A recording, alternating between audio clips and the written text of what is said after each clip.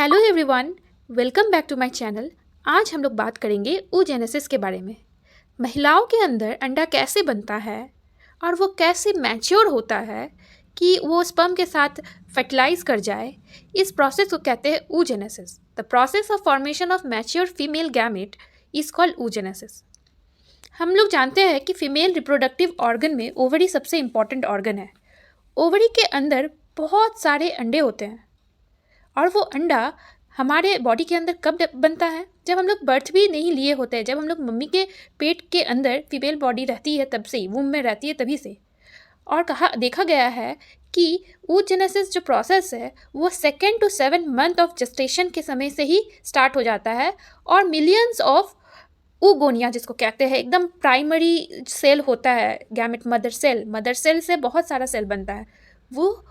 वो mother cell जो divide होकर के मैच्योर होके एक अच्छा मैच्योर अंडा बनता है, वो मदर सेल बहुत सारा होता है और 2 to 7 मंथ ऑफ जेस्टेशन में ही बहुत सारा मिलियंस ऑफ अबाउट 7 मिलियंस, बहुत सारे बुक में 2 मिलियंस दिए हुए हैं, बनते हैं।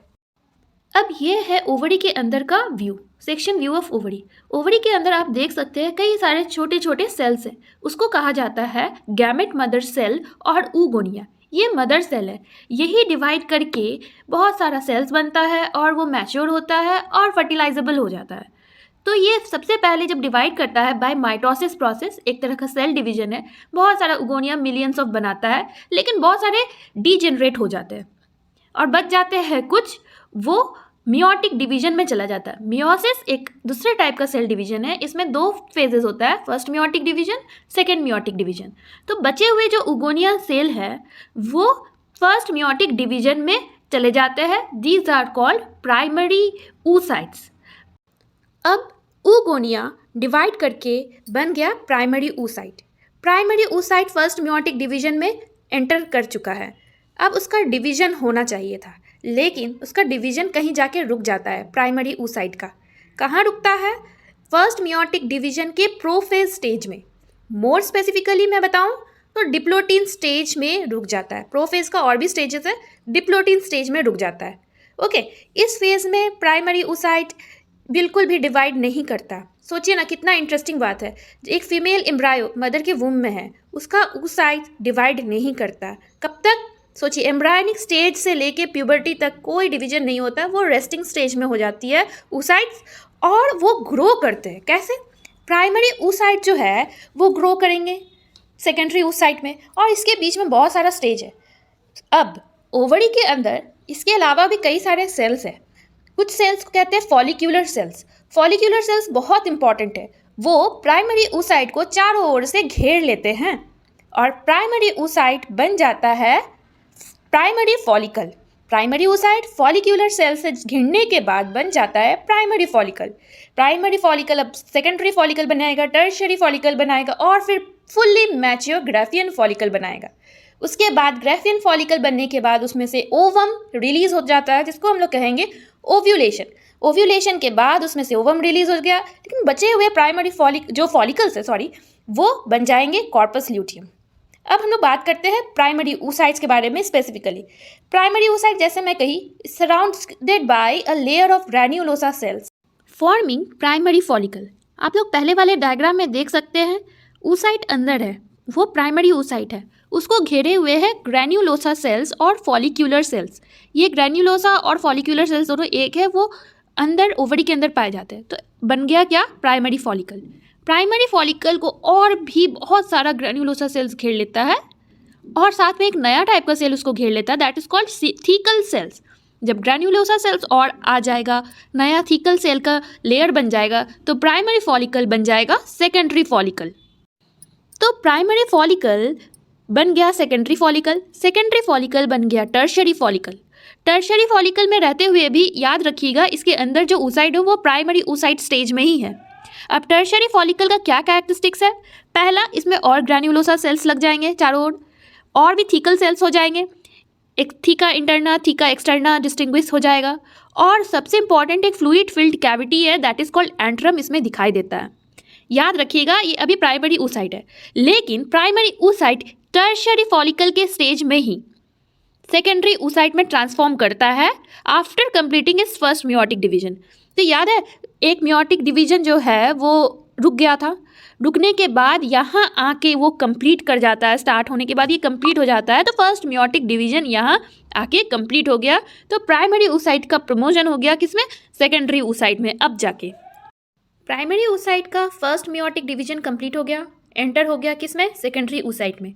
लेकिन आसपास फॉलिकल क्या है, टर्शियरी फॉलिकल स्टेज में, secondary oocyte but tertiary follicle stage. अब सेकेंडरी oocyte जो है वो और फर्दर ग्रो करेगा तो बनेगा mature Graafian follicle. Graafian follicle का क्या कैरेक्टराइजेशन है, इसमें एक नया सा लेयर फॉर्म होता है that is known as zona pellucida. Zona pellucida बहुत ही इंपॉर्टेंट मेम्ब्रेन है स्पर्म के कांटेक्ट के लिए। ये Graafian follicle first meiotic division तो कंप्लीट कर चुका था ये oocyte, अब एंड हो जाएगा इसका सेकेंड मियोटिक डिवीजन स्टार्ट हो जाएगा। लेकिन second meiotic division secondary oocyte का भी अरेस्ट होता है कहाँ, मेटाफेज 2 में, याद रखिएगा।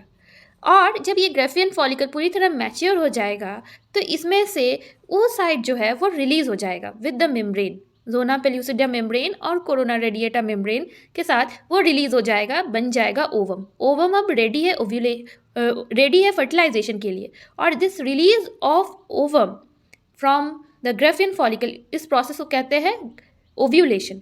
ओवम के रिलीज होने के बाद रह जाता है granulosa cells. Granulosa cells collapse करेगा और बन जाएगा कॉर्पस ल्यूटियम।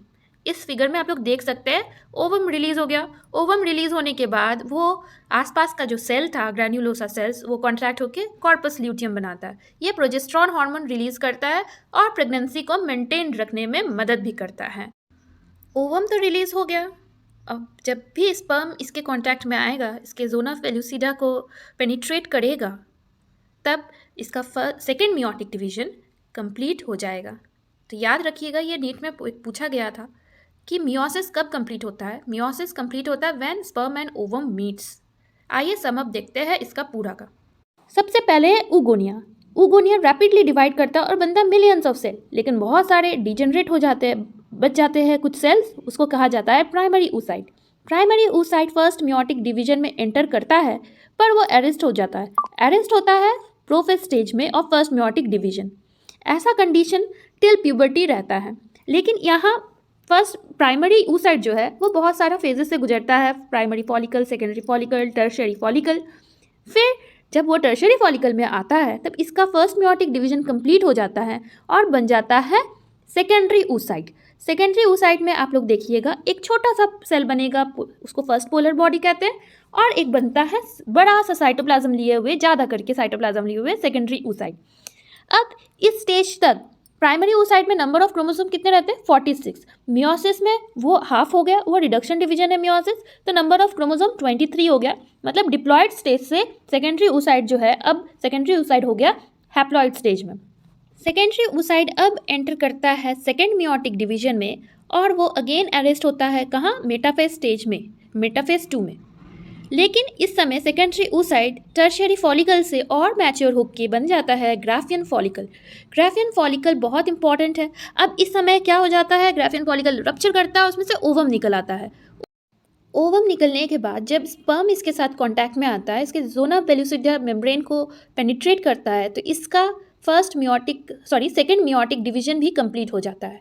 ये क्वेश्चन आया हुआ है नीट एग्जामिनेशन में। और ओवम के साथ साथ सेकेंडरी oocyte ओवम के साथ साथ इसका जब डिवीजन होता है तो इसमें भी सेकेंड पोलर बॉडी बनता है, second polar body and ovum. और इसी ओवम का जब फर्टिलाइजेशन हो जाता है यानी फ्यूजन विद स्पर्म हो जाता है तो बन जाता है ये जाइगोट। तो ये ओवम क्या था, 23 क्रोमोसोम था, हैप्लॉइड था। स्पर्म भी हैप्लॉइड हो जाता है 23। स्पर्म और ओवम मीट किया तो बना डिप्लॉयड यानी एक 46 क्रोमोसोम वाले जाइगोट का। क्या आप लोग ये सोच रहे हैं कि ये first polar body second polar body क्यों ऐसा है, इसका क्या होता है? ये first polar body second polar body degenerate कर जाता है और जो oocytes है, जिसका ओवम है, वो ज़्यादा से ज़्यादा cytoplasm as much as possible अपने अंदर रखता है, क्योंकि ये साइटोप्लाज्म ही वो सारे मशीनरीज रखा हुआ है, वो सारा चीज़ रखा हुआ है जिससे बनता हुआ जो जाइगोट है, जो जिससे बेबी बनेगा, उसको वो सब चीज़ मिले इस साइटोप्लाज्म से। इसीलिए वो इस तरह से अनइक्वल डिवीजन करता है। होप आप लोग को ये वीडियो समझ में आया होगा। Thank you.